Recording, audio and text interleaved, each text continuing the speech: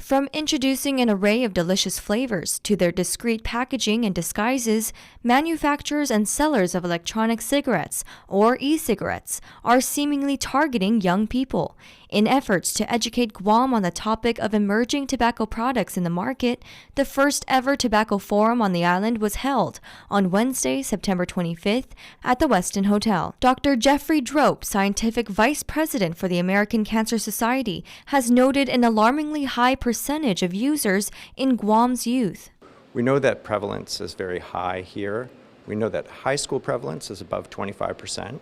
And we know that middle school prevalence is above 20%. So 1 in 5 middle schoolers is vaping. E-cigarettes are sold by the tobacco industry as a healthier alternative to smoking and often disguised as harmless objects that mimic pens, USB drives, and fidget spinners. Kate Lannon, coordinator for the Tobacco-Free Initiative at World Health Organization, says to see through the smoke and mirrors, educating children on the harmful effects of nicotine. We have to speak their language, and we can't simply be sort of the older generation, wagging our finger at them and saying don't do it. We have to explain to them the problems with them.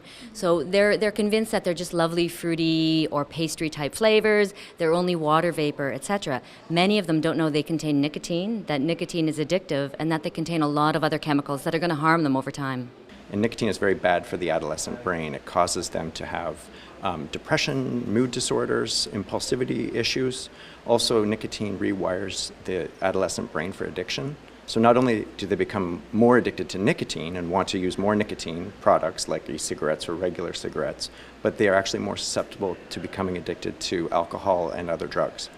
Lannon adds, since these products are so new to the market, especially in Guam, they are highly unregulated, leaving gaps in policies and procedures. These products aren't taxed, they're not properly labeled, there are no proper warnings about the nicotine addiction possibilities, there are no requirements in terms of ingredients on the labeling. These are just to name a few.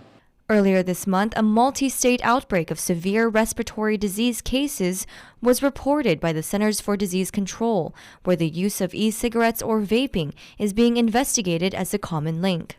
Dr. Drape says it's a bit of a mystery with what links these cases, but we shouldn't rule out the use of vaping. So we now have more than 500 cases of severe respiratory disease where people not only are getting very sick and ending up on ventilators in hospitals, but we've had 8 or 9 people die from these severe diseases in the last month or two. So it's a little bit of a mystery. They don't know exactly why. They've linked it some to products with black market products with THC in them, but not all. It seems that some of the products that people have used are just nicotine vaping products. For more information on the dangers of e-cigarettes, visit the American Cancer Society website at www.cancer.org. Reporting for PNC News, I'm Ayana Shed.